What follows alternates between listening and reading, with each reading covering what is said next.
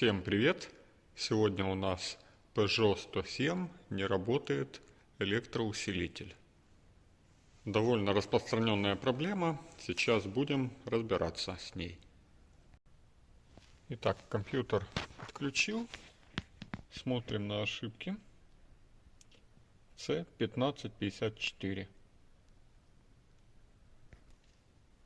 С такой ошибкой надо лезть к компьютеру управления электроусилителя и смотреть питание.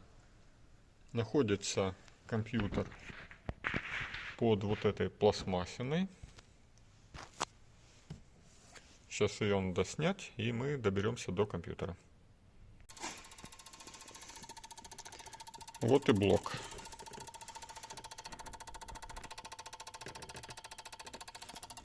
Сейчас слышно, как он тарахтит, хотя до этого он не тарахтел. Что произошло? Зажигание сейчас выключено. Я его начал снимать и совершенно случайно хорошенько стукнул его трещоткой. Ну, в принципе, вот такой какой-то удар был. Абсолютно не страшный, но после этого он начал тарахтеть. Это еще одна такая, скажем, диагноз. Если он так тарахтит, значит он неисправен. Лечится очень просто. Включаем зажигание. Выключаем зажигание, и он затих. Все нормально. Пока мы опять не треснем его. Вот он опять поехал.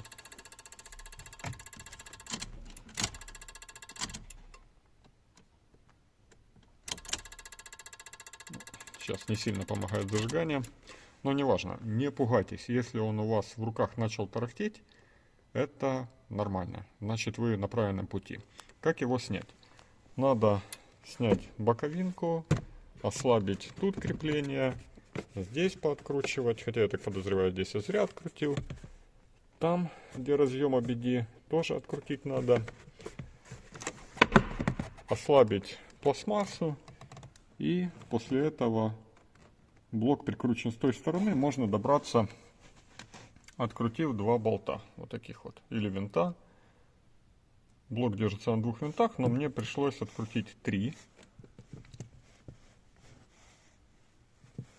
Третий держит пластмассовый кронштейн, который закрывает один из болтов. То есть, по сути, вам надо открутить 3 таких винта с головкой на 10. Где они и как находятся, разберетесь. Загляните оттуда снизу и поймете. Так или иначе, блок у меня в руках. Сейчас я его буду разбирать и будем разбираться, смотреть, в чем беда.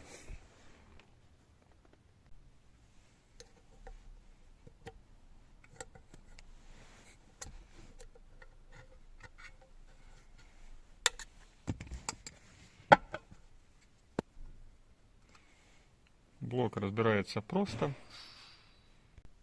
Вот так выглядит блок внутри со снятой крышкой. Мощный алюминиевый теплоотвод. Конструкция состоит из 2 плат. Нижняя плата маленькая силовая. Верхняя плата управления. На верхней плате расположены 2 реле. Вот они, черные квадратики. Сейчас моя задача будет отпаять их аккуратно и проверить.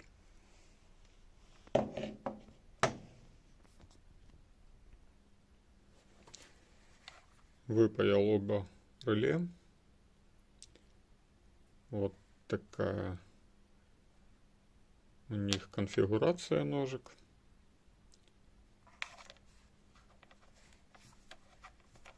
Они бывают 2 видов. Вот эти ножки бывают расположены уже и шире. Той конфигурации, которая мне надо, я не нашел. То есть вот эти вот ножки есть вот тут вот. Такое реле есть, но оно мне не подойдет. а то реле, которое надо, его в наличии нет. У нас военное время сейчас, идет война, поэтому будем выходить из того, что есть. Я купил 2 вот таких реле. Расположение ножек у них абсолютно не такое, как надо. Но есть выход. Это реле можно положить на бочок, припаять к нему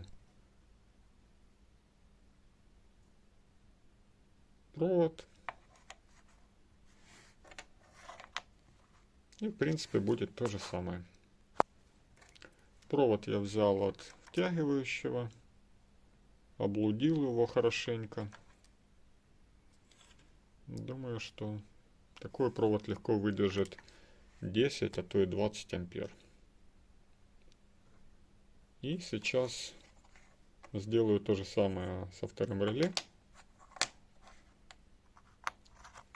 И буду ставить. Смотреть, что получится. Релюшка вот такая вот. 10 амперная, китайская. Ну, это хороший производитель. Поэтому я думаю, что будет работать не хуже, чем Omron. Сопротивление катушки, конечно, не такое же. Я очень долго сидел, искал, подбирал, вник в тему реле. Тут, оказывается, просто это целый мир.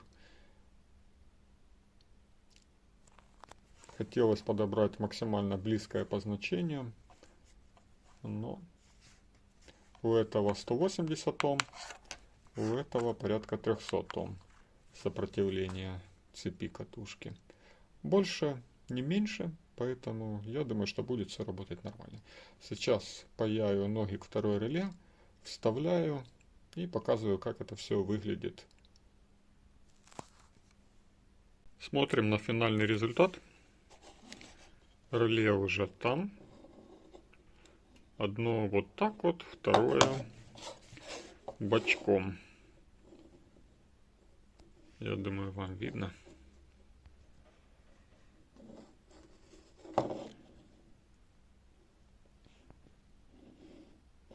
Ладно, не суть важно, как они там находятся.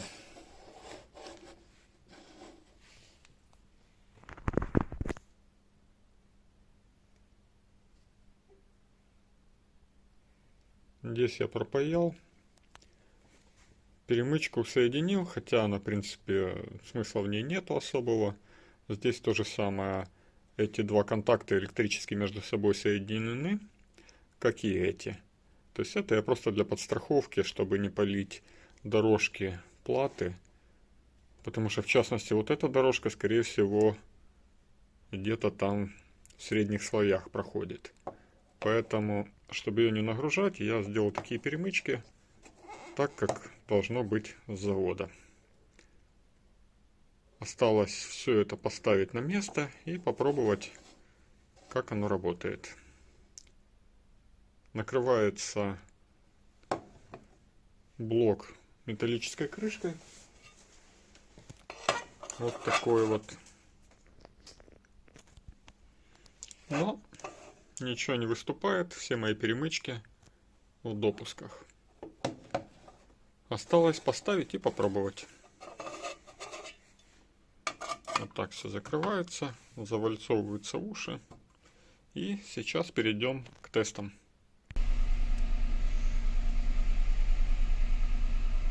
Ошибок нет. Читаю я эту машину как Toyota Aygo, хотя на самом деле это Peugeot. Руль крутится, все чудесно. Сейчас будет небольшой тест-драйв. Ну а на этом я буду заканчивать видео. Всем пока.